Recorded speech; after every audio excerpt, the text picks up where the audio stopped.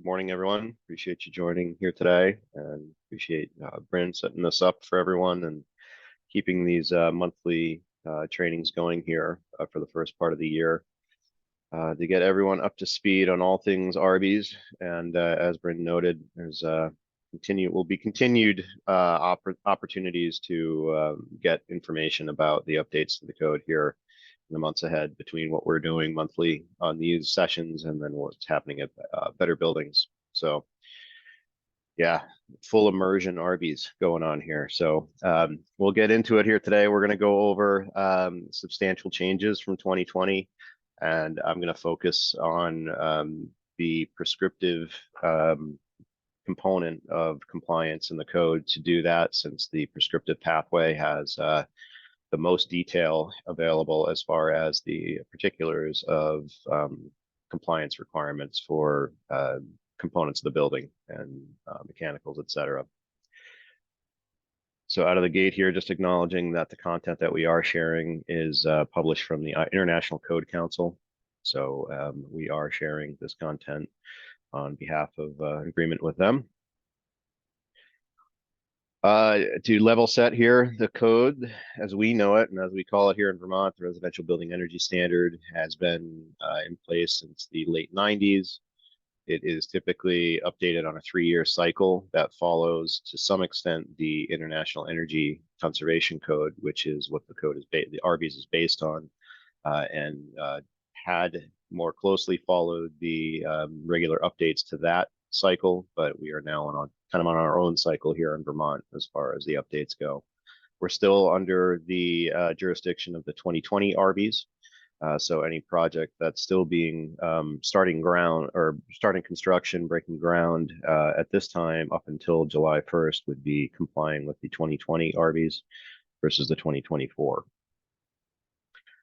And also to level set here where to find the code information. It is hosted through the Department of Public Service's website. So if you go to the Public Service Vermont.gov website, you'll navigate to the Efficiency tab on the left of their homepage, and that brings you to both the residential and the commercial energy code sections. And there you can click into RBES, and then from here you can navigate through all iterations of the RBES code that have been put in place over the years. So at the top of the section here now, we still have the information for the 2020 RBES. So from here you can click into the links to get to the ICC site, which hosts the full code. You have access to the RBES certificates, the owner builder disclosure statement, and the energy code handbook. So what we'll be getting into today is targeting the content that's in the ICC published version of the code. So the actual, standard itself, the handbook, is kind of the cliff notes of the code and a guide to how to comply. But the code itself is available through this link, which brings you to the ICC site. So that being said, there is a distinction between the handbook and the energy code. The energy code that is published by the ICC is the rule of the land, if you want to call it that, and the handbook is not. The handbook is published as, again, a guide and sort of a way to define some characteristics of the sections that are in the code, a little bit broader overview of what's required for compliance, and some more of construction details and things like that can be used to help get you there. But it's certainly worth understanding that as far as reference goes to what the code and the law of it, the statute of it requires, that is what is contained in the ICC document. So Efficiency Vermont's role in this. What we are not is the code police. We are not any entity that has jurisdiction over the code. Jurisdiction would be local, as meaning the individual towns and municipalities in which buildings are being built. So Efficiency Vermont's role is here as a support mechanism to help the construction community understand and implement the code, but we do not have any authority over the compliance or the regulations or even official quote unquote interpretation of what's in the code. We all operate the Energy Code Assistance Center. So if you have code questions, you can call in to this number and you'll reach our customer support team. And they're very well versed in the code, basics of the code as well too. They can answer many questions relating to code questions or concerns. They will direct other people who have questions that they can't quite get into in enough detail to folks like myself and others within Efficiency Vermont who can take you further down that path if necessary. But as far as actual like questions to the statute itself, regulatory approaches to why the code calls for X, Y, or Z, those questions can be directed to the Vermont Department of Public Service. You can reach them at the number here below. So what's in store for now, 2024? This was intended to be the 2023 RBES, but due to some events that occurred through the update process, we are now implementing it here in 2024. So we are now going to be calling this the 2024 Vermont RBES. As I noted a moment ago, on a 3-year cycle, the Public Service Department implements the code update process. Tracking again to some extent what the IECC updates are and when the frequency of those occurrences. The RBES is based on the IECC, but it is specific to our climate zone and to policies that the state of Vermont has implemented towards climate action and climate resiliency. So that is kind of how the IECC is intended to work as well too. It's a model code that fleshes out the majority of what we see in the energy code, but it is also intended to be more locally defined as far as climate zones and local regulations go in place. So the code update process is a cycle that occurs basically through a year's time with input from identified stakeholders and public input on the process as well. That occurred during 2022, and the update process went through to further iterations in 2023.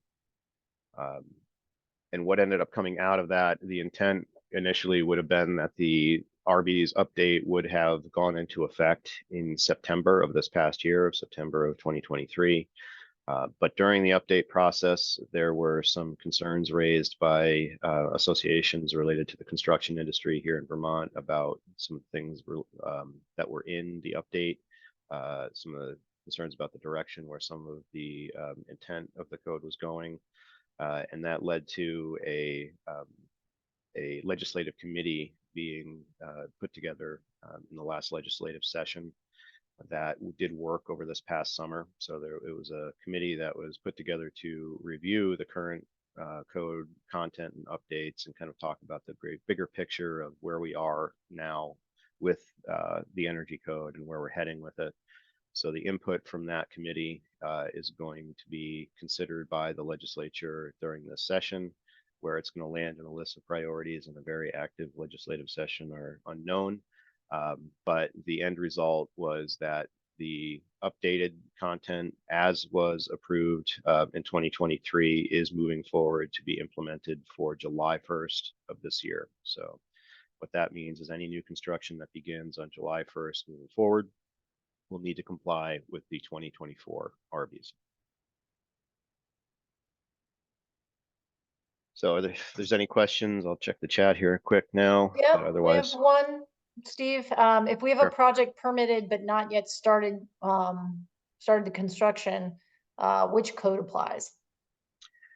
You know, the way that it has played out and the way that it has been implemented is that the code that needs to be complied with is based on the date that construction begins, so not on permit date. CB's, the commercial code, is based on permit date, but for RBES, for residential projects, it is based on the date that construction begins.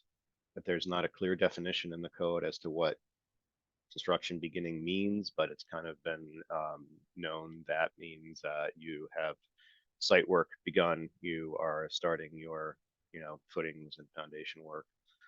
That's essentially kind of what's been the common known entity of construction beginning and for which code complies or applies. Yeah, it's a great question. I Anything don't see else? others at the moment, but I will let you know when we get All some right, more in. thank you.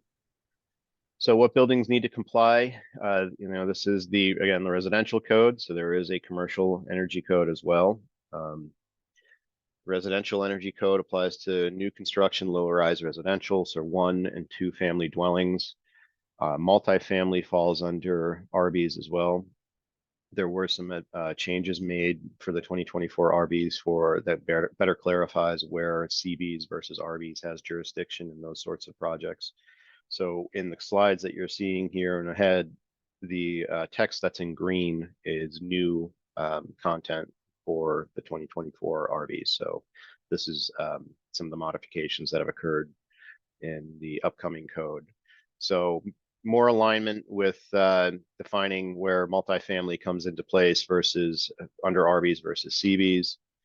Tiny houses are now specifically recognized as a building type of their own and have their own specific building envelope and mechanical requirements, different than a standard stick-built construction.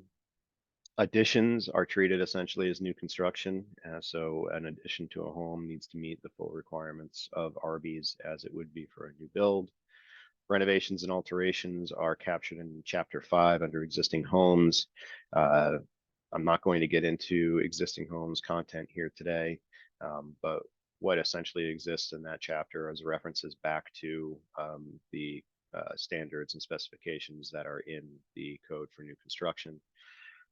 Any project that falls under the jurisdiction of Act 250 requires that the buildings meet stretch code. So the higher level of component construction necessary that it lands under stretch code comes into play if you have an Act 250 permitted development or project. Nothing has changed as far as exempt building types. So unconditioned buildings, mobile homes, they have their own category that are federally regulated. Seasonal buildings, yurts, if you want to live in a yurt, herd sheep, and owner-built homes. The owner-built home exemption is very specific to that category, and I'm not going to get into that in detail today, but the owner-builder disclosure statement is meant to be allowing for owner-built homes to not comply fully with what the code requires. So there's technical compliance with the code, which means you're following the specifications for building envelope components, mechanicals, equipment sizing, building envelope airtightness, etc. And then there's the certification of compliance. So this is the actual filling out of the code certificate, and the code certificate is intended to capture all of the data of what the code regulates and requires for the construction of the building. So the RBES certificate is not changed substantially from its format for 2024. It will have changed to reflect some of the points requirements and updates to the prescriptive compliance section. But the intention of this certificate is to again capture which compliance method was used to show compliance with RBES, and to capture the data about the building that would align with those outcomes. In this table here at the top of the code certificate, you have this section here as one compliance option, so the package plus points. So again, this is what we're going to kind of talk about in more detail here today. Option 2 is res check. Option 3 is HERS. So these are two energy modeling approaches you can take to show code compliance. One you can do on your own, the other you have to work with a third party. But we're going to focus on the package plus points option here today, look at that in some more detail. And then the rest of the code certificate captures the actual specifics about the building. This is where you're going to be entering in the R values and U values for components of the building. No matter which compliance method you've chosen, you still need to fill this out fully, whether it's prescriptive, res check, or HERS rater. Testing of the building envelope is still required. So you need to actually verify the air leakage rate of the building envelopes with a blower door test to enter that data in here. Balanced ventilation is going to be required for the 2024 RBs. We'll talk about that. That's where you're going to be putting in the information about the sensible recovery of the equipment, the basis of design for the flows needed for the building, combustion safety if there's any uh, open combustion sort of equipment in the home, wood stoves, fireplaces, etc. Mechanical systems, this is where you're putting in the basis of load and design for the mechanical equipment for heating and cooling the home. If there's any duct work, information on the ducts, and if there's testing required, you're putting in the test results for duct leakage, and then signing that certificate at the bottom as the responsible party for having dictated and complied with the intent of the code.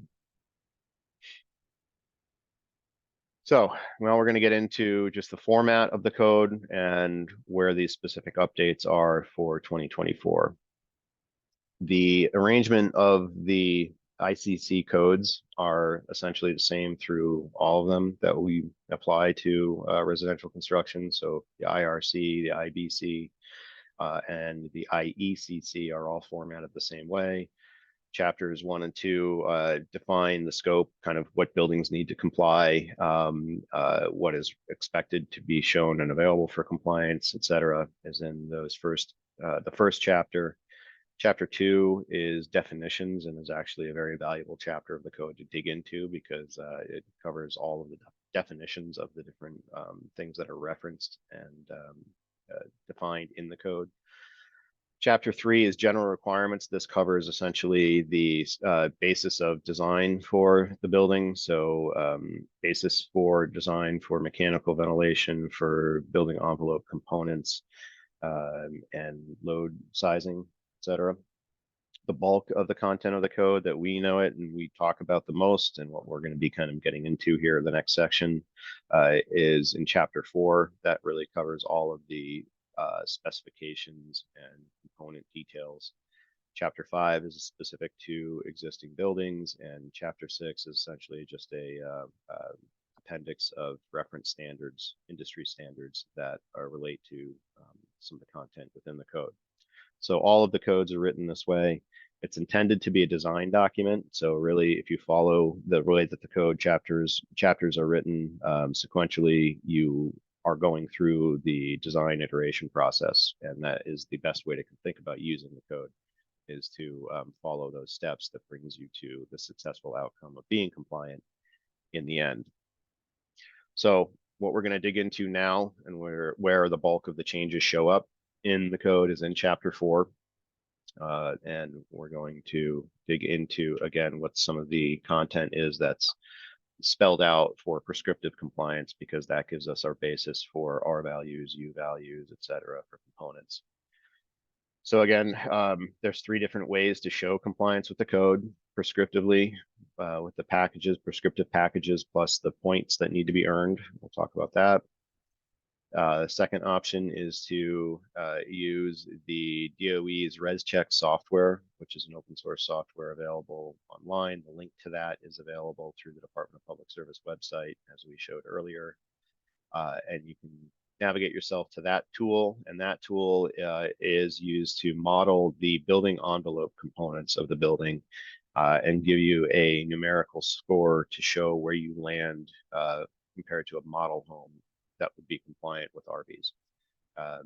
This requires that you know the specifics about the building envelope. You have to model out each exposure of the building individually, square footages and surface area of windows, doors, walls, ceilings, roofs, foundation, etc., and the different component composition of those assemblies as well.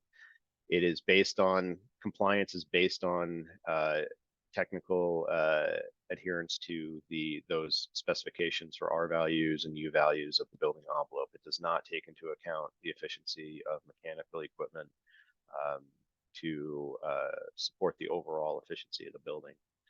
The HERS rating approach, where you're working with a third party to independently verify compliance for the code, is a comprehensive building energy modeling option that does take into account the efficiency of the mechanical equipment and offers a lot of offsets throughout the building as a whole, where you can make up for some lesser performing components of the building with higher performing components in other parts. The HERS rating approach is the program that Efficiency Vermont used to run for our residential new construction program, where if you enrolled in our program and met our specifications, which were above code, we would be doing a HERS rating for you and showing your code compliance as a HERS rating and taking that process through from beginning to completion. We're now working with third parties, with independent contractors and HERS raters in the state, and trying to expand that capacity. It's definitely a valuable route to take to work with a HERS rater to show compliance. We're not going to talk about that in more detail today, but those are your three options to technically show compliance with the code and be the basis for putting the information on that code certificate. So the packages plus points approach, the prescriptive approach to code compliance is put out there essentially as a simple approach to showing compliance. The packages itself dictate the options for the building envelope to meet the requirements of the code. So you're following the package itself. And then with the points, you're adding enhancements, if you want to call it that, or increasing the efficiency, overall efficiency of the building based on the size of the building. We'll talk about that here in a moment. The intent here is for the builder to choose the package and design the building to be compliant with what the specifications are in the package that's chosen. You're not modeling anything here. You're just prescriptively meeting those specifications. But to note, it does require coordination and cooperation amongst the different trades and the different people that are going to be involved with the outcome for the project. So depending on which path is chosen, which points options are chosen, the general contractor builder needs to be coordinating with the trades that are going to affect those outcomes to make sure that the building is actually compliant in the end. So looking at, again, the process of design for a building and specifications and getting this all ironed out from the start before you start digging that hole in the ground, knowing which path you're taking to show compliance and making sure everyone is on board with what's required and who is responsible for each piece of that, I think is critical for a successful outcome. So changes for 2024. There have been, to this point, and since the stretch code came into play, two separate tables and two separate sections of prescriptive packages in the code, one for base and one for stretch. They are combined under a single table at this point for the 2024 RBES. So there are two packages that are going to be available now compared to what was there before. And then what was implemented in the 2020 RBES is the points approach as well too. So you have the base requirements that are necessary to be met, which are defined in the package, and then based on the square footage of the building, you need to earn points to go beyond those basic requirements. So this is the table that exists in the current Vermont RBES, the 2020 RBES. There are 5 packages technically available now. Package 5 is specific to log homes, always has been, always will be. So that is a separate ICC standard if you're doing a log home. So the remaining 4 packages are oriented around stick-built construction, with package 2 being specific to SIPs panels, structurally insulated panels, versus stick frame cavity fill type construction. So now narrowing that down again, the 2020 RBES has 3 stick-built package options essentially available. And what we're looking at now for 2024 is this being condensed down into essentially a single package. These are the current points that are in the 2020 RBES. So the points requirements are based again on square footage and building type. If it's an alteration or a remodel of an existing building where you're not adding new square footage, no points are required. Additions under 250 square feet are also not required to earn any points, but anything outside of that, additions larger than 250 square feet, and any residential new construction or multifamily do land under this points requirement. So these points requirements are increasing for 2024. So this is out with the old, same with this table. And this is the prescriptive table that you're going to see in the 2024 RBES. So technically there's two packages here because the log homes package still exists. But again, that's got its own standards for what the wall assemblies need to meet because it's a different structure, obviously. So that lands in the specified under the ICC code for log homes. So that leaves us with essentially a single package with now you're seeing something different in this table that hasn't been in the prescriptive table before, which is a U value assembly specification here as well. I'm not going to get into that in detail today either. We'll talk about that in another session, but we have R values specified for components, but also a U value identified for these components as well. That's lending into the fact that for 2024 and moving forward, above grade walls, there is a continuous insulation requirement. And rather than having 3 different or 4 different packages that each have just different specs for wall assembly types to get you a continuous insulation wall assembly, they're combined under a single component here in this one package and offering examples of how to get there to do continuous installation, but they ultimately need to meet that U value as an end result. So more to unpack on that. I'm going to show some options as far as compliant wall assemblies here in today's content, but that's the primary change to be noting here is that we're looking at continuous insulation wall assemblies moving forward. Flat attic R values have dropped to some extent here compared to what the previous or current packages require, as you'll note, as well as slope ceilings. So we've gone from R49 to R44 for sloped enclosed ceilings as a minimum R value. And flat attics are now R49 across the board, where if you, depending on which package you choose currently, you may be required to hit R60. Foundation basement wall insulation is increasing from R15 to R20. So that's something of note as well, that it also comes through with slab insulation, heated slabs or slabs on grade. Window U values are at 0.30. In the previous iteration of the drafts of the code, the window U values were at 0.27. I had actually missed that on last month's session that we did. So the window U value requirement for 2024 prescriptively is 0.30. And the air leakage maximum threshold for the building envelope is going from 3 ACH 50 to 2 ACH 50. So those are the substantial and consequential changes to minimum performance standards for the code prescriptively. So some of these are, these are notable changes that will require some consideration in speccing for new construction. And the points tables have changed to the point where the values are increasing for some of these depending on the square footage, primarily with stretch code. So the stretch code components, as we see prescriptively, there's just the single table in the code now instead of a separate table for stretch code, one for base, one for stretch. It's all just one single table, and the points requirements have increased for stretch code. So that's of note here as well too. And there is more delineation in the table as well for those points requirements to allow for some more definition for multifamily structures. So any questions on that? Hey, Steve, we have a question. Is the new requirement less than 2 ACH 50 or approximately 2 ACH 50 as written on the slide?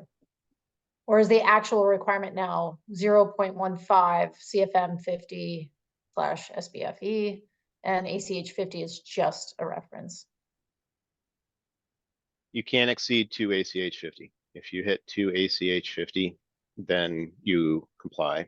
The code is also now calling out CFM per square foot of surface area as another metric to show compliance as well. That's another standard that has been in use with the commercial code, with the CBs, in alignment with trying to align some of those requirements between CBs and RBs. That is now going to be in the RBs code as an alternative metric for showing compliance for the building envelope. But if you hit 2 ACH 50, you will be considered compliant, and anything below that. And another question was just about the availability of the 2024 RBES handbooks. And I shared that in the chat, but for folks that haven't seen that yet, the RBES handbooks, the drafting updates are underway now. The Public Service Department leads that effort with support of, Efficiency Vermont and some other partners. So the goal is to have those ready before July. Once they are available, we'll make sure that people know. And usually the current handbooks, the 2020 handbooks, are available in hard copy as well as on the Public Service Department website for download as a PDF. So I anticipate that being the same once the 2024 RBES handbook is available. Yeah, thank you, Bren. Yeah, and to add on to that, access to the code itself, the ICC code is, it's available through the ICC's site. So the link that you find on the Department of Public Service website takes you directly to the Vermont RBES landing page. You can search any of their codes through their website as well. So it's a free viewable option on the ICC site that allows you to navigate through the browser any section of the code. You can pay a subscription to the ICC to access the content in more detail, which allows you to pull components of the code, sections of the code out, view it as a PDF, operate within it a little bit more functionally. But that is behind a paywall. So, but you can read and access the content through their website directly and any of the other ICC codes. Yeah, and our energy code support page has hyperlinks to the Public Service Department's energy code page as well as the ICC code page. So you should be able to find your way from our website to those other resources as well. Yep. All right, well, for reference and comparison here too, the points tables, this is what we have in the 2020 RBES. We have points available for the building envelope, air leakage and ventilation, heating and cooling, water conservation, renewables, and then other measures. So this is the current points table in the Vermont 2020 RBES. That table is expanding significantly for 2024, and some of the highlights of what exists in that enhanced points table is emphasis on whole house electrification. This is not a mandate now for 2024, but we're moving in that direction towards, utilizing heat pump equipment versus fossil fuel. So there are extended and enhanced points available where heat pump equipment is being used in place of fossil fuel equipment for heating, cooling, and domestic hot water use. Water conservation items are expanded as well. There's a lot of granularity to the building envelope components, ways to earn points by getting higher R value / U value assemblies for windows, walls, roof, foundation, slabs, etc. Embodied carbon in insulation materials and the impact of global warming, potential impact of material choice. It offers some points options as well. Commissioning of ventilation equipment was initially being drafted in the code as a requirement, where not only are you required to do whole house balanced mechanical ventilation, but you're actually required to have it commissioned or verified that the flows are working and meeting as designed. That is not a mandate, but it is a points option for the code. And then also the lower you get the air leakage rate of the building, the more points are available below that maximum of 2 ACH 50. So I don't expect you to be able to read any of this. These are all still just in draft form. To note also, the ICC published version of the 2024 RBES is not ready and available yet. So what is available is the approved version of the code that was approved by the Legislative Committee on Rulemaking.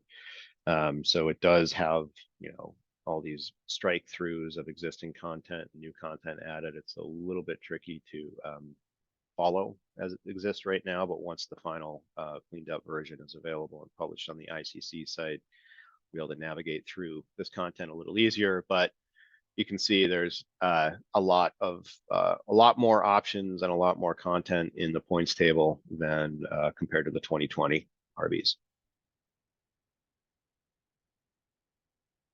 So there's those prescriptive component requirements that exist in Chapter 4 here, which is what I've been referencing. The first sections in Chapter 4 define everything that we just went through at the table, the envelope component specifications, the way to earn points by enhancing components of the building. But then following that in Chapter 4 are sections that really dive into more detail about the installation of those components and more details around putting those components together as assemblies. So that's a section that really should get some attention as well. That's section R4022. So this covers options for doing vented versus unvented enclosed ceilings, enclosed roof assemblies, details and requirements for attic hatches, baffles to soffits for venting, etc. What you see on this slide here. So it covers those details that need to be followed as well. So again, this goes back to my mention it early on in this section about coordination with the subcontractors and the different trades that are going to be working on the building to install the different components that land in this section, and making sure that they're aware of the requirements for installation, for air sealing, for continuity of components, for compatibility of different components that go into an assembly as well. So that is all covered in some pretty good detail in section R402.2. And then just to quickly review again, stretch code. Stretch code comes into play again if that's an Act 250 permitted project. So if you're working in a development, that's going to be one of these jurisdictions typically. The stretch code allows for local municipalities and towns to adopt the stretch code as their local requirement, as a more stringent version of RBES. So municipalities, local individual towns can adopt the code that goes higher than what the base code requires, but they cannot adopt a local requirement that goes below what the base code requires. So, so far, the only town in the state that has adopted stretch code as the local requirement is South Burlington. There are some other municipalities that have other local requirements that are not going to the point of stretch code, but do call out some other local requirements to, enhance energy efficiency and building specs. So that's worth looking into depending on where you're building. So one thing of note here too for stretch code as well is compliance options are restricted to the package plus points, the prescriptive approach, or working with a HERS rater. You cannot use ResCheck to show compliance with stretch code. If you're building a building that does not land under stretch, you can choose to use the ResCheck option to show compliance. But if you need to meet stretch code, you can either do it yourself, your self-served approach for compliance with the prescriptive package plus points, or work with a HERS rater. So this is the existing table in the 2020 RBES and the points tables associated with it. Again, just reiterating here, this is gone for 2024 and replaced with this same table. And also with the combined points table as well. So we've covered these in the last slides, but that's just the thing to note. Res check is not on the table as an option for showing compliance. It's prescriptive or HERS, and combined table between space and stretch code for the prescriptive package options to choose from, and enhanced points requirements. So you need to earn more points for 2024 for stretch code than you do currently in the 2020 RBES.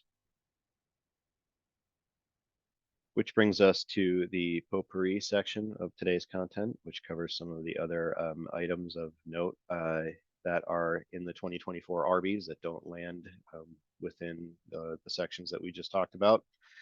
As I noted at the beginning of the session here today, tiny houses have been defined as their own category.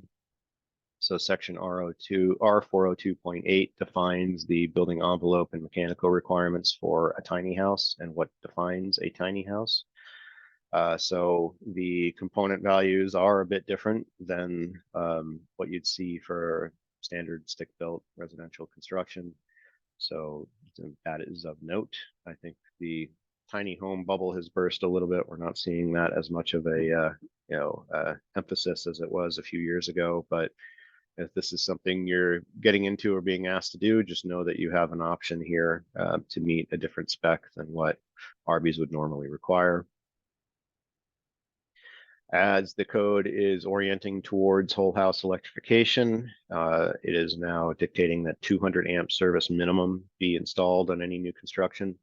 So that's going from where we're at now, which is a typical 100 amp service. So 200 amp service is a minimum requirement for anything falling under the defined jurisdiction of a residential building. That includes multifamily as well, you'll see here.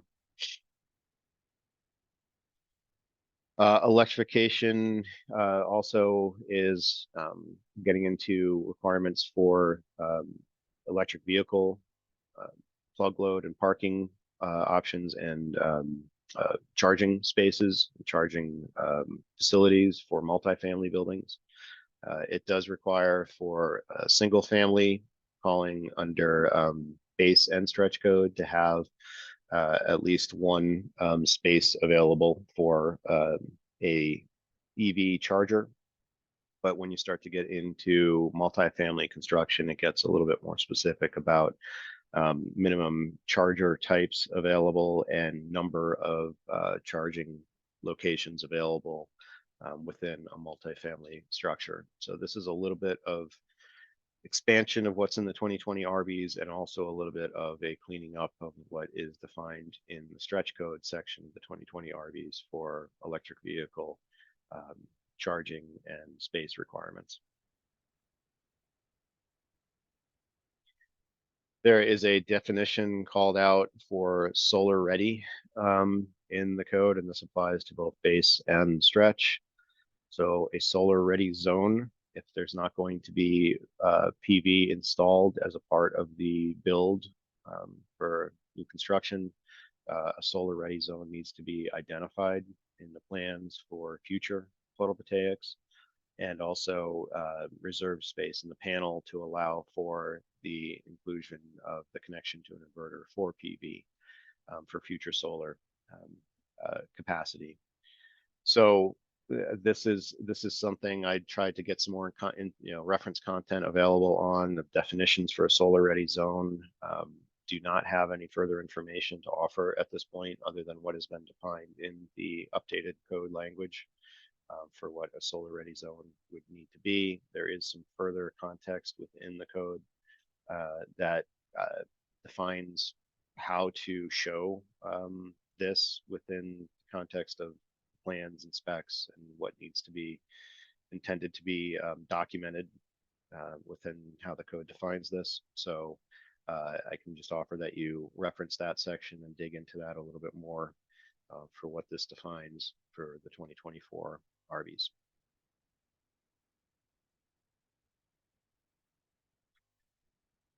All right, any questions from that overview because the next section that we'll get into here now is I'm going to dive into a breakdown of the points requirements from the prescriptive packages approach, because this will get you into a little bit more of the detail around some of these enhanced requirements for 2024 for the building envelope and mechanicals. But again, I'll give it a second here for any questions. Hey, Steve, nothing specific to that section. There were some questions about rural enforcement and state plans for enforcement, but nothing specific to that last section. Okay. Yeah, I mean, the best way without going down a rabbit hole on that, which we could, to reflect on that is that the way that the code is written, the way that the Vermont RBES is written is that, and why there is not a entity in the state serving as some sort of code enforcement or oversight is that this is meant as a local requirement. So any municipality or town, city in the state of Vermont can choose to enforce the code locally by hiring code officials and inspectors, and again, even and going beyond what base code requires for a local requirement. We are a very small rural state, and it is not realistic for the majority of municipalities and towns in the state to go to that level to allow for local oversight and jurisdiction. So that is the way that the code is written, the way it's intended to be implemented as far as oversight and or enforcement, if we want to use that term. There is not any direction at a higher level of the state, like a state office, moving in that direction of statewide or top-down enforcement. It's been discussed. It's been brought up multiple times. It was discussed in this legislative review committee that was meeting this summer. It's been proposed as a pathway for changing the statute moving forward, but it would be a very tall hill to climb, and there does not effectively seem to be any momentum moving in that direction at this point. So it's the best I can offer on perspective of that. But again, it's a local jurisdiction is where the intent of the code lands. Thanks, Steve. And when you get to table R402.1.2.3, there's a question about that. You're testing my knowledge of these numerical sections of the code. So, do you have a specific question on that? Points by component? Not yet. Okay. And then a follow-up question relating to enforcement. So is it feasible for a municipality to elect not to follow RBES? No. I mean, that's why the stretch code exists. If you read the language in the code and then the statute, is that the base code is a minimum requirement for any new construction or any residential construction that falls under the definitions in RBES to be met. A municipality, an individual town cannot choose or write into their local requirements any allowance to go below that minimum requirement. They can go but beyond it. They can exceed what the base code requires, but they cannot choose to have a local requirement or a local policy that allows RBES not be met at the base level. Right. Thanks, Steve. You can go above state law, but you cannot go below state law. Yep. And I'm seeing, Keith, you have questions about the orientation of solar. I have no clue. I can't answer that question. That's beyond my. I haven't dug into the details of the orientation of panels and where that would land within the context of what the code actually requires. Yeah, Evan, if you want to come off mute, I can. You guys hear me? Yep. Okay, so I was trying to do that, was failing. My question is just specifically that it seems to call out windows and it mentions triple pane specifically. My question would be, if I can hit those U values just by utilizing dual pane, can I still qualify for those points? Or why do they specifically mention triple pane with no mention of dual on that table that I mentioned? well, let's get it. We'll get into that here in this next session. Next section, I'm covering those items in a little bit more detail. So I think we can get that question answered through that, if that works for you. Yeah, sounds good. Thanks. Okay. Yeah, and if Thanks, Evan. we don't get there, exactly, just, raise your hand again and we'll make sure we get to it. Thanks. All All right, right. Steve, go ahead. All right. So jumping into a little bit more details here. So as noted, 2 ACH50 is your maximum air leakage rate you can achieve, again, by testing. You have to have a blower door test done upon completion to hit that target. So there are points available as you go below that threshold. So you can earn points based on a tighter building envelope, tighter building air barrier, and there is also some allowance within these points options for pre-drywall blower door testing as well. You can earn some points for that. I'd recommend, if you're aiming to get to some of these, really, targeting a very low ACH number, that you are utilizing a blower door in your construction process, as you would with any other tool in the construction process. Before you're closing up assemblies that you would not have the ability to get back into to modify after the fact. So, this is where blower door testing can be used as a verification tool, and that's how it's intended to be used for the code for reporting on the final building envelope ACH. But certainly with this direction of where we're going and just the overall performance of building assemblies at this point, having a blower door and putting it to use throughout the construction process is a valuable asset to make sure that you're heading in the right direction and you're not missing any major issues along the way. Putting together the air barrier is not dictated or required to be a specific approach or a specific material type or assembly. It's a, continuity is what matters. And it's an assemblage of different materials and types as a whole that really matter. So, continuity is the key, and being able to define where building air barriers transition from outside to inside and using a variety of different materials to get to that outcome is really, what you need to be thinking about in putting any building together. So this is not a one size fits all approach. There's not one miracle, material or product that's going to do this. You have to be able to figure this puzzle out, ideally on the plans, before you start putting the pieces together. But it can be simple materials that we know and simple approaches that have been put in use for the past couple decades.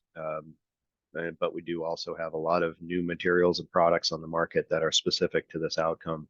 Because again, this is not just Vermont going down this road. The IECC is defining tighter building envelope specs as a whole, as a model code in general, moving us ahead. So as noted, we're needing to meet some sort of continuous insulation spec with the 2024 RBES. And in the table, there are some potential options to show compliance for continuous insulation to meet that minimum U value that's defined in the table. But where you can earn some points is going beyond that minimum threshold. And you can earn up to 4 points here by increasing the continuous insulation component of the building shell and getting to a higher R value / lower U value for that assembly. So there's a bunch of different ways to approach this. Many of you, I'm sure, have considered them and looked at what your options may be, but in a nutshell, and this is some content that's in the current RBES handbook, and we'll have more of this content and continuation of this content in the 2020 version of the handbook. But there are some compliant wall assembly types defined in the handbook and details about how to approach them.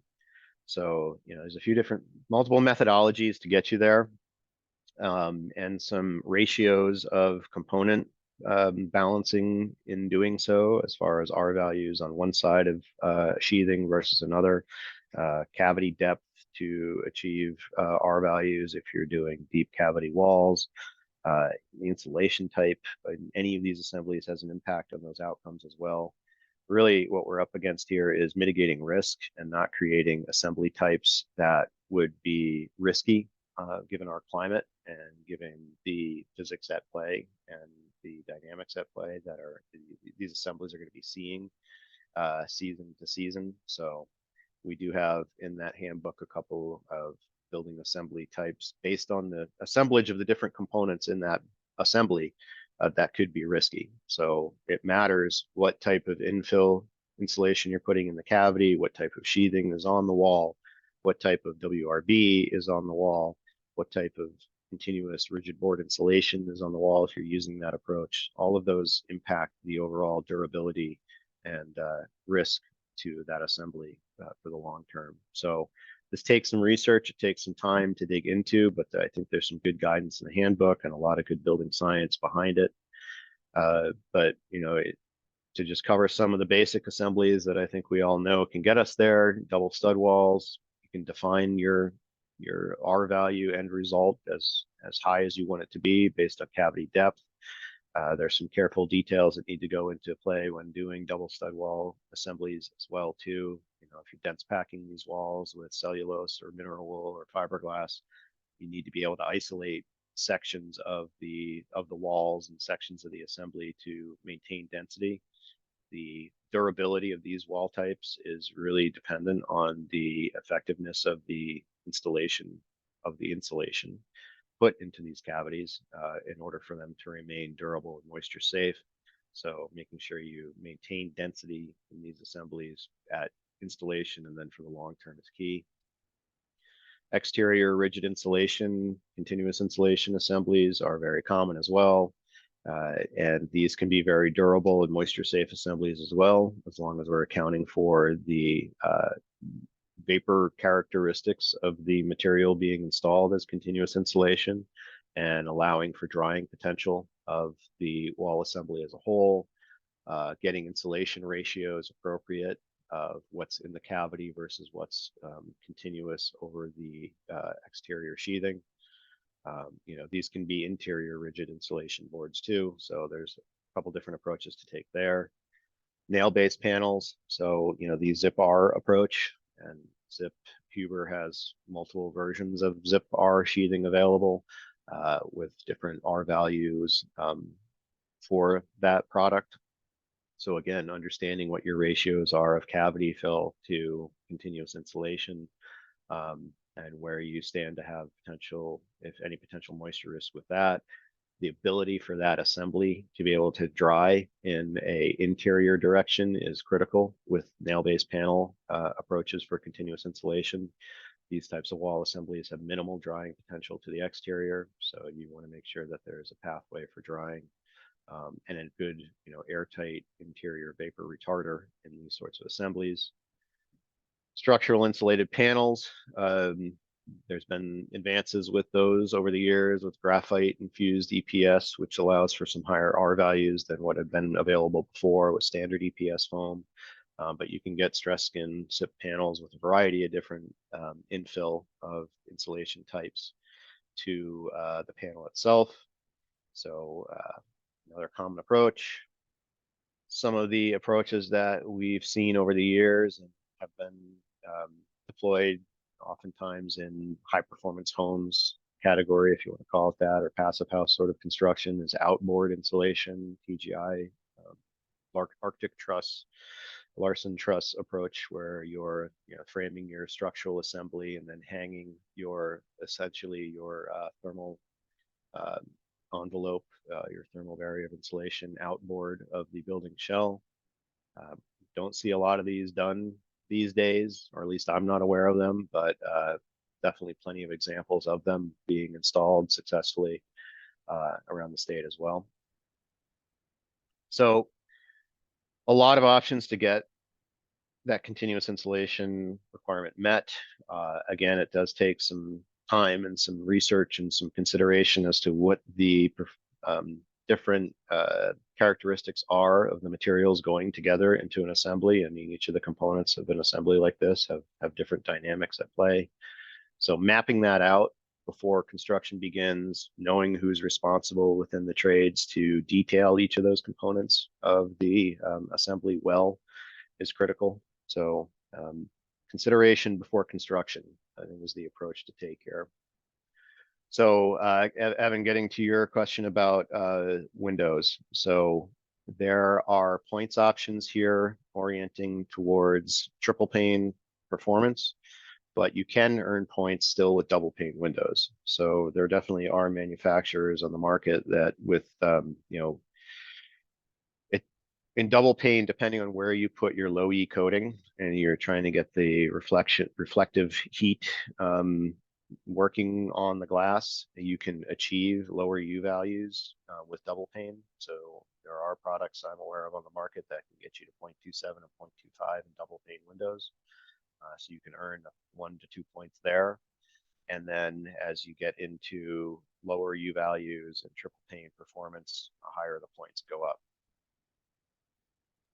So one factor to come into play here, you know, triple pane windows, there's a functional difference between double pane and triple pane. The lower U value in a double pane window comes back to where the reflective coating is put on the glass. And to get to those lower U values, you have to put a reflective coating, a low E coating on the interior facing panel of the glazing. So the face of the glass that faces the room. And that lowers the condensation resistance of the glass because you're essentially making the glass colder than it would have been normally, because any heat coming from the room is being reflected back into the room by that low E coating, where if that low E coating was not on that interior facing panel of the glass would be warmed by the interior air. And the surface of the glass would be closer to the ambient temperature of the room, thus being typically above the dew point. So that is something to consider in specifying window types. You know, trying to get to a lower U value is ideal, but if you're balancing risk versus outcome, if you want to go that route with low E coatings on to get to a lower U value, you need to make sure that you have really good ventilation in the building, so you're keeping humidity in check and not increasing the potential for condensation to occur on the glass. A triple pane window in comparison, you're creating a separate cavity of isolation for air by putting that third pane of glass or membrane within the components of the window. So the interior panel of glass, the room facing glass, is always going to be warm essentially to the room. It's going to be much closer to the ambient temperature of the room because you have that separate cavity of isolation of air between those two 3 panes of glass that go into the window. So this lowers the condensation resistance or increases the condensation resistance, obviously, but also increases comfort because you'll have a warmer air in closer proximity to the glazing with the triple pane than you would with a double pane. So not mandating triple pane here for these points options, but certainly orienting in that direction. The initial drafts of the 2024 RBES update did have triple pane windows as a minimum requirement, but that was dropped in the final version to what we have here today. So Steve, Evan's question is, do they need to utilize 3 pane if U values can be satisfied in other ways? The minimum U value requirement in base code is 0.30. And the same for stretch. So you can use a 0.30 double pane window out of the gate, across the board. If you want to earn points with better performing windows, then you do still have the option, as I just showed here, that you can use a double pane window. A double pane, you can get a double pane window with low E coatings to get to 0.27 and some to 0.25. So what I'm saying there is that what the code's saying there is that you can earn points for better performance of windows with double pane windows still. You're not being pushed and forced to use triple pane in any scenario. Great, thanks. Kind of a question from Dennis that you may not be able to answer is, why does Vermont state feel that 2.0 ACH is needed when ICC is 2.5 ACH? That again comes down to what the state of Vermont has defined as its pathway for climate objectives. We have the Global Warming Solutions Act, which was passed a few years ago, mandates that obligate the state to achieve certain targets in emissions and in overall climate policy objectives, and that is linked directly to outcomes for residential and commercial construction. So that is where the Vermont RBES differs from the IECC. The IECC is a model code, and the Vermont RBES is the Vermont specific version of that that takes into account our climate zone for necessary performance, and then also again those state policy objectives that align with what the residential and commercial construction has an influence on. And a follow-up question about available funding for purchasing tools and equipment like blower doors and TICs, and additional trainings for best practices related to use of that equipment. There's not anything directly available right now in that regard. Efficiency Vermont and Bryn and the EN, we do a lot of training throughout the year, and we continue to offer trainings that are specific to aligning with the outcomes of what the code requires. So getting into more of the technical details about how to get there. As far as buying equipment and some of these things to do to verify performance and to commission components of the building, there's not any sort of state fund or Efficiency Vermont fund available to help buy that equipment or pay for that equipment. The assumption, I guess, is that the industry will move in that direction as required and will buy equipment to meet those objectives as business expense, really. So yeah, there's not anything directly available to support the purchase of equipment. There's been a lot of work going on workforce development in the state, and the potential of more enhanced offerings for trainings coming in the months and years ahead. So it's something to keep an eye out for, and Efficiency Vermont will continue to advocate and promote what is available on those at those levels now and in the future. But yeah. And then a follow-up question from Keith related to the correct standards to reference. So when using the 2024 RBES, folks should also reference the 2021 version of the IECC. Is that correct? No, that's not correct. The Vermont RBES is Vermont's specific version of the IECC. Again, the IECC is a model code, which is a model code from the International Code Council.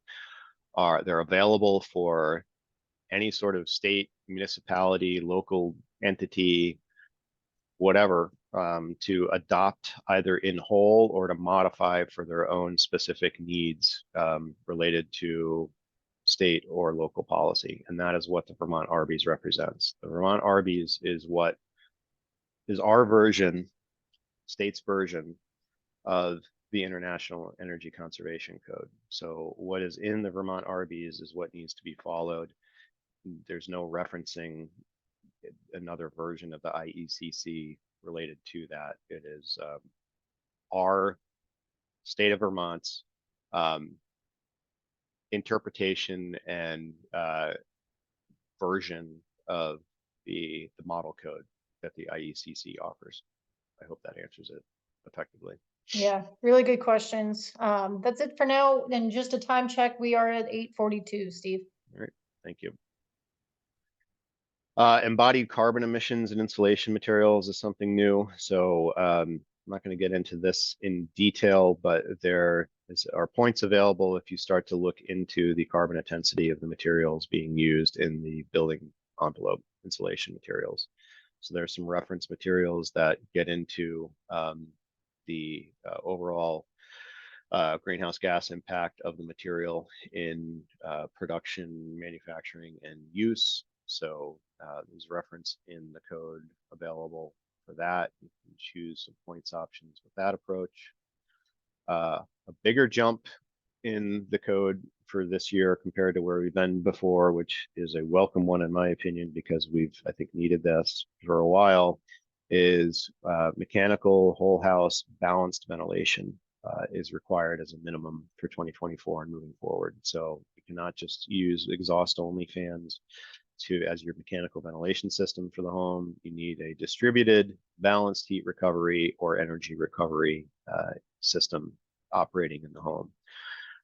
So it's a minimum requirement, but there are points available as you choose or specify higher efficiency equipment.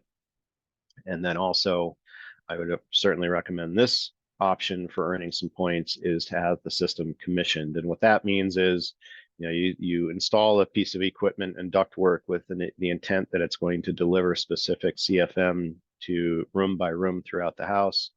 But you really won't know if you're getting that delivered CFM unless you actually start to test the flows of the equipment and the flows at each individual register in the rooms. And that's what commissioning involves. So definitely worth taking advantage of that points option, in my opinion, if you're going to be using a prescriptive approach for code.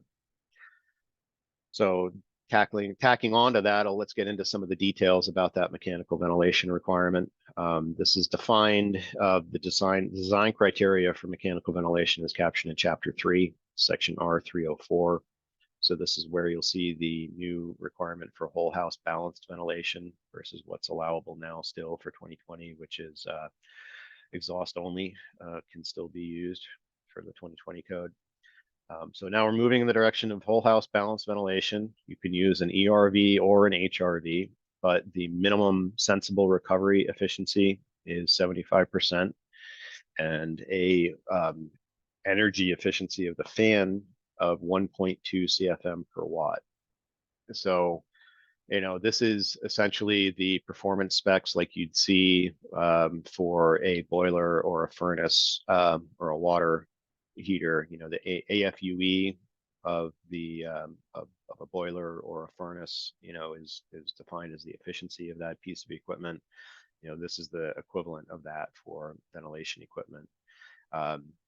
The HVI, the Home Ventilation Institute, if you go to hvi.org, that is the resource that captures all of the ventilation equipment on the market. Essentially, it provides all of the specs for flow rates and CFM per watt. So that is a reference for specifying equipment and where you should be looking to know what piece of equipment you're going to put in for balanced ventilation is going to provide the flows necessary for the building. Chapter 3 gets into the basis of design for the whole house ventilation equipment. So similarly, again, as you would size a boiler, a furnace, or a heat pump to meet the specific design load of the building for heating and cooling based on the performance of the building envelope, you need to take the similar approach for sizing and specifying ventilation equipment based on the number of occupants, the size of the building, the climatic zone, the air leakage rate of the building. So the two standards referenced in Vermont RBES to do that basis of design is the ASHRAE 62.2 standard, which is most commonly known and used. It's very easy to navigate and use. There's a tool online called the REDCalc tool, REDCalc. You can look that up on Google and find it, and it is just, you can go on that on their browser on that link and enter in your specifications for the building, and that will calculate for you the minimum CFM needed for the whole building, runtime, etc. And you can use that to then base your decisions on which piece of equipment to put into the building to meet that required flow rate.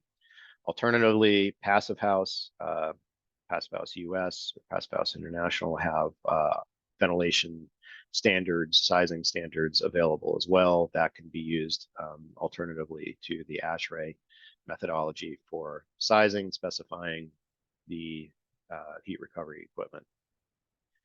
So the reasons we're doing this is because exhaust fans suck, because that's what they're designed to do. They're meant to just suck air out of the building. And because we're getting to tighter building envelopes under 2 ACH 50, there's really not much air left coming through the building shell to make up for that exhaust. And you can create imbalances and pressure differentials within the building by using exhaust-only equipment.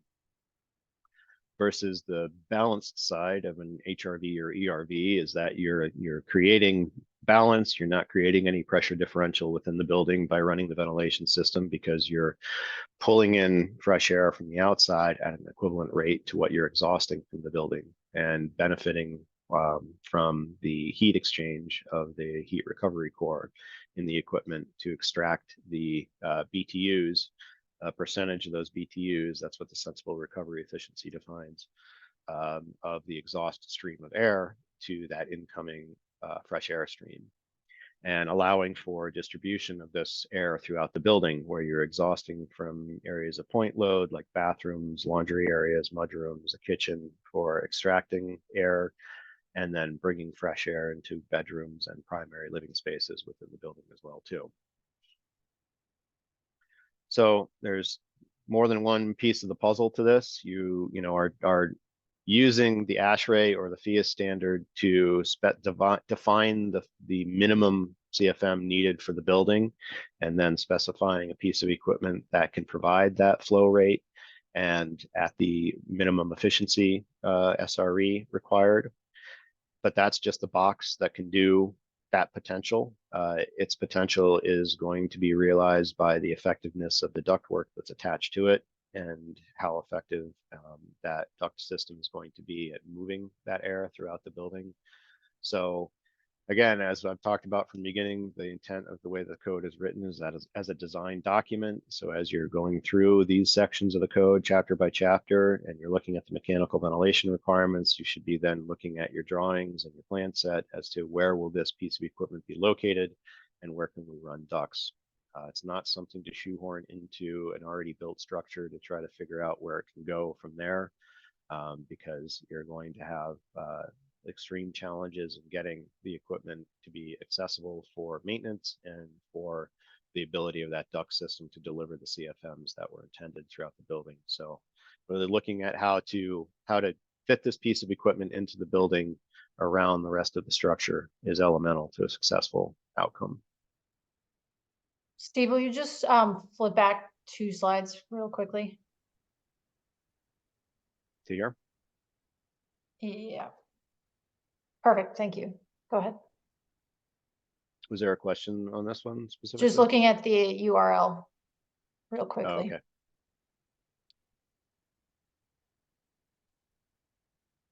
Oh, okay. All set there. Thank you. Okay. Yep. Getting into heating and cooling equipment. So this is a part of the code where in the prescriptive approach, you can earn a bunch of points if you're orienting towards, again, not installing fossil fuel equipment in the home and just using heat pumps. So you can still earn a point if you're using efficient fossil fuel equipment, a furnace or boiler above the thresholds defined here, whether it's going to be propane, natural gas, or oil. But the higher points options available are whole house heat pump approaches, where you're doing essentially this points option here is for ducted or ductless heat pumps. Geothermal, if you're doing a geothermal system connected to whatever distribution type you want in the building, earns you biggest points options at 10 points. Air to water heat pumps, where you're either doing hydronic or forced air distribution, can earn you 5 points. And advanced wood heat, this is essentially pellet boilers. So these are all the options alternative to fossil fuel equipment, where there's emphasis on points to be earned in the code. I'm not going to argue, and we're not going to talk about the policy decisions and definitions around, going fossil fuel free. But what I will, underscore though, is that with proper design and specification, the building envelope requirements and the performance of the building shell that are now defined and required in RBES certainly allow for the building to be designed to be utilizing heat pumps as the primary heating and cooling for the building without a need for backup. We can argue that point, and I can be, I'm not saying I'm fully right on that, but I know from a lot of research and work in this area, and the design loads that come out of those sorts of building assemblies and building envelopes certainly comfortably fall within the design range and the output of any type of heat pump equipment that we have access to. Currently, the emphasis here is really more around, whole house, fully distributed heat pumps in buildings. We're past the market adoption of heat pumps being just ductless, heat pumps, space heaters essentially available as your only option to getting heating in the home with a heat pump. There are many options available to do what we would consider traditional distribution within a home, ducted forced air and or hydronic heating, slabs, baseboard, wall panels, you name it. There's a lot of flexibility to utilize heat pumps for different distribution types within our modern buildings. So there is a point option in the code for low temperature hydronic distribution. Heat pumps are lower temperature delivery equipment. So designing around that output is essential to get efficient outcomes and appropriate outcomes. So regardless of whether you're using heat pumps, if you're doing any sort of hydronic heating within a home, low temperature distribution is key. It gives you the best performance for the whatever piece of equipment is attached to that, whether it's a natural gas or propane boiler, a air to water heat pump, or a geothermal heat pump. Lowering the distribution temperature that goes into the home for the slabs, for the baseboard, for the panels, whatever it may be, the lower that water temperature, the higher the efficiency of the equipment attached to it. So definitely worth looking into. And if you are doing hydronics, driving down that delivery temperature to low temperature emitters should be just elemental to the design. The distribution for heating and cooling within a home is essentially, permanent. Your equipment attached to that distribution system, whether it's a fossil fuel boiler or a heat pump, has a lifespan and will need to be replaced at some point. But when you replace that piece of equipment, you're not going to be replacing the distribution. So putting in distribution that has flexibility for the life cycle of the home is really how we should be considering that side of the equation. So again, just reiterating this point, we go from steam heat, which was some of the original, approaches to whole house heating, where really high temperatures, 220 degree water or steam moving through those radiators. The baseboard that we all know and love that has been installed around thousands and hundreds of thousands of homes in our part of the world operates at 180 to 160, maybe down to 140 degrees. But we're talking about emitters that are operating in the 90 to 100 degree water temperature range.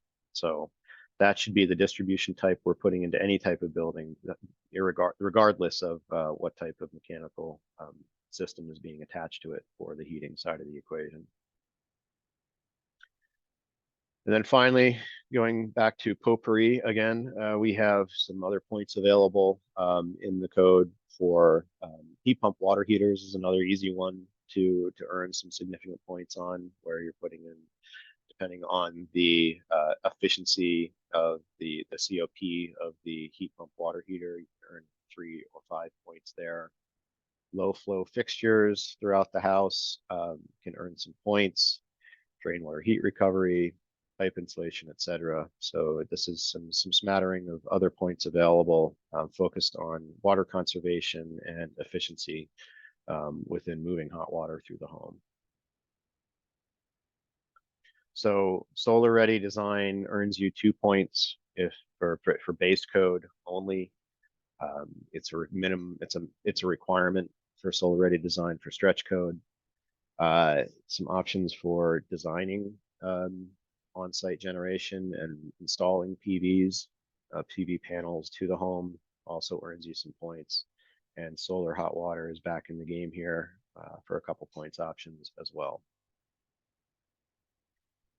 So that's what we had. Again, bookending this with the fact that we have been referencing ICC copyrighted content through session here today. But who's got your back? Bill Murray, of course, but also Efficiency Vermont, Energy Code Assistance Center, and the Vermont Public Service Department. If you have more nuanced questions or details you want to dig into, feel free to reach out to us and or Public Service Department and myself as well. I'm happy to go down any rabbit holes you choose to adventure to and help you out, answer any questions we can. You know, code support has been a major part of what we do and have done for years. So I'm sure we'll have plenty more to talk about in the months ahead as we move towards implementation for the 2020